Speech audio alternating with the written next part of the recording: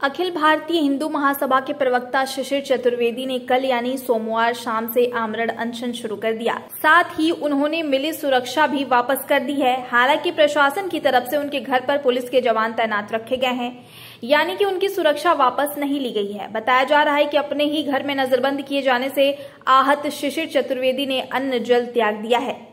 दरअसल अखिल भारतीय हिंदू महासभा के प्रवक्ता शिशिर चतुर्वेदी बीते 2 महीने में 5 बार नजरबंद हो चुके हैं। उन्होंने आरोप लगाया है कि वह हिंदुत्व की बात करते हैं, इसलिए अधिकारी उनका दमन करने पर आतुर हैं। उनका लगातार उत्पीड़न हो रहा है। शिशिर चतुर्वेदी इससे पहले लाल सिंह चड्ढा फिल्म का विरोध, हैदराबाद के विधायक राजा सिंह के समर्थन, नुपुर शर्मा के समर्थन, लुलु मॉल में सुंदरकांड करने जाने पर नजरबंद किए जा चुके हैं और कल PFI पर बैन लगाने का ज्ञापन देने जाने पर नजरबंद किए गए हैं। उत्तर प्रदेश सरकार लगातार मेरा दमन कर रही है, मुझे काम नहीं करने दे रही है, हिंदूवादी मामलों की सुनवाई नहीं कर रही है। और जब मैं उसके खिलाफ आवाज़ उठाने के लिए निकलता हूँ तो लगभग 2 महीने के अंदर मुझे 5 बार नज़रबंद किया गया।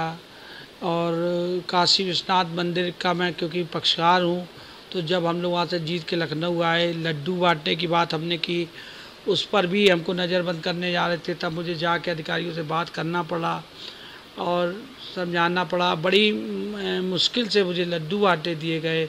चाहे लुलु मॉल का मामला हो, चाहे नुपुर शर्मा का मामला हो, चाहे हैदराबाद के विधायक राजा सिंह का मामला हो, चाहे कल अभी जो मामला हुआ ज्ञापन मैंने बनाया था माननीय जी को देने के लिए कि PFI को पूर्णतः बैन किया जाए, क्योंकि वो आदरणीय प्रधानमंत्री जी की हत्या करना चाहता है और पूरे देश भर में लव जिहाद और आतंक फैला रहा है, देश की अर्थव्यवस्था पे हमला कर रहा है, अवैध रूप से बांग्लादेशियों को स्थापित करने का काम कर रहा है। तमाम तथ्यों पे जो मैं उसको लेकर के ज्ञापन दे रहा था, तो उस ज्ञापन को ना देने जाने के लिए भी मुझे रोका गया। बताइए इसमें कौन सा राष्ट्र की हानि हो रही है, प्रदेश की हानि हो रही है, कौन सा दंगा हो रहा है, फसाद हो रहा है। मैंने कहा कि मेरा ज्ञापन ले लीजिए और ये पूरा मामला ख़त्म हो जाएगा। तो इस प्रकार से लगातार 2 महीने में 5 बार मुझे जब बंधक बनाया गया, घर से नहीं निकलने दिया जा रहा है, तो ऐसी स्थिति में होता क्या है कि जब मैं अपने कार्यकर्ताओं को बुलाता हूँ तो कार्यकर्ता ये सोचते कि पुलिस को बुला करके एक नाट्य व्यवस्था प्रस्तुत की जा रही है। तो जिस प्रकार से अखिल भारत हिंदू महासभा लगातार हिंदूवादी मामलों को उठा रही, काम कर रही है, चाहे लेटे हुए हनुमान जी का मामला हो, यहाँ पर मूर्तियाँ तोड़ी गई, चाहे लक्ष्मण टीले का मामला हो, चाहे मतलब लव जिहाद के मामले रहे हों, मुस्लिम परिवार को अभी जो BBD में मैंने हिंदू बनाया उसका मामला हो, लुलु मॉल का मामला हो, ऐसे तमाम मामले जिस प्रकार से लगातार मैं उठा रहा हूँ, तो सरकार कहीं ना कहीं भयभीत है। कांग्रेस ने तुष्टिकरण किया, सपा ने किया, बसपा ने किया, आप कर रही है और अब ये भी तुष्टिकरण कर रहे हैं। तो हमारा हिंदू समाज के सनातन धर्मी बहुसंख्यक समाज आके जाए कहाँ?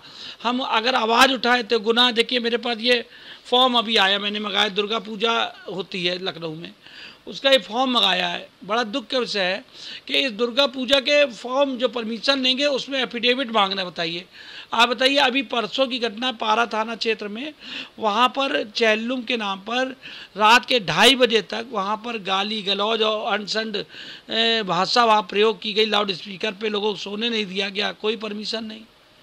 तो सारे नियम कानून हिंदुओं के लिए क्यों हैं भाई? योगी जी अच्छा काम कर रहे हैं, लेकिन इनके नीचे अधिकारी हैं, ये उन पे कालिक पोत रहे हैं। आप बताइए, इन्होंने बाबा जी ने कहा था पन्नी बैन हो जाए, हुई क्या बैन? आज लखनऊ के पार्कों की यह हालात है कि पार्कों में कोई परिवार के साथ जा नहीं सकता। एंटी रोमी स्क्वाड कहाँ है बताइए आप?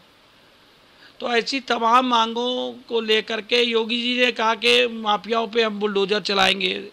यही आप यहीं से आधा किलोमीटर पे जाइए, बगल ही में है, ये बिल्डिंग तोड़ी गई है, यहाँ पर मॉल तोड़ा गया है। मॉल में छत में छोटे छोटे हॉल करके उसको छोड़ दिया गया है, बिल्डिंग वैसे ही खड़ी है। अभी उनकी सरकार आएगी फिर बना लेंगे वो।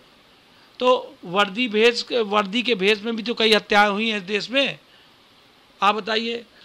तो इस प्रकार से लगातार जो मामले कमलेश जी तिवारी के हत्यारों से हम लड़ रहे हैं, आतंकियों से हम लड़ रहे हैं, ना हमारी सुरक्षा सुनिश्चित करते हैं, ना हमको निकलने देते हैं, ना मुझे आवाज़ उठाने देते हैं। सारा आतंक हम ही से सरकार को जैसे लग रहा हो। हम लोग योगी जी के भक्त आदमी हैं, योगी जी का सम्मान करते हैं, योगी जी की अच्छी कार्यपालियों को देखिए। कल का ज्ञापन रखा है, उसमें मैंने योगी सरकार को आभार व्यक्त किया है। सरकार मेरी बात को वहाँ तक पहुँचने नहीं देती है। तो ऐसे में मैं सरकार के कह सकते हैं कि ये जो भी काम हो रहे हैं, ये निचले स्तर पे जो अधिकारी हैं वो इस तरह से कर रहे हैं, आपसे द्वेष भावना से रख करके काम कर रहे हैं। मेरे पास बराबर सूचना आ रही है, जो यहाँ पर पुलिस अधिकारी, उच्च पुलिस अधिकारी है, वो मुझे दबाव में लेके मुझे मौका बना कर मुझे जेल भेजना चाहते हैं। नहीं, वो क्यों दबाव बनाना चाह रहे हैं, हम ये जानना चाह रहे हैं। वो इसलिए चाह रहे हैं कि भगवा पहनना मेरे लिए गुनाह है। मैं ब्राह्मण जाति से आता हूँ, ठीक है। ब्राह्मण जाति से आने के कारण भी द्वेष है। दूसरा द्वेष ये है कि हिंदूवादी कार्य क्यों कर रहा हूँ मैं, ये द्वेष के कारण है ये। और ये नहीं जान रहे हैं लोकतांत्रिक अधिकारों का हनन ये मेरा नहीं कर सकते, नहीं कर सकते, नहीं कर सकते। मैं इसके खिलाफ आवाज़ उठाऊंगा, क्योंकि कल मुझे नज़रबंद किया गया था, तो कल से मैं यहीं घर ही में हूँ और आज मैं अपने कार्यकर्ताओं से बात करूँगा। तो अगर शाम तक मेरे शरीर में हिम्मत रही तो मैं जाऊंगा मुख्यमंत्री आवास के बाहर ही जाके वहाँ पर आमने अनशन पे बैठ जाऊंगा, क्योंकि आवाज़ मेरी कोई सुनने वाला है नहीं। तो मैं वहाँ जाकर अपनी बात को रखूँगा और देखता हूँ उसके बाद सरकार क्या निर्णय लेती है। अगर जीने देगी तो ठीक है, वरना मैं उत्तर प्रदेश से पलायन करूँगा। मैं जहाँ सुरक्षा मुझे लगेगी, जहाँ मैं बैठ के चैन से हिंदू काम कर सकता हूँ, मैं उसको काम करूँगा।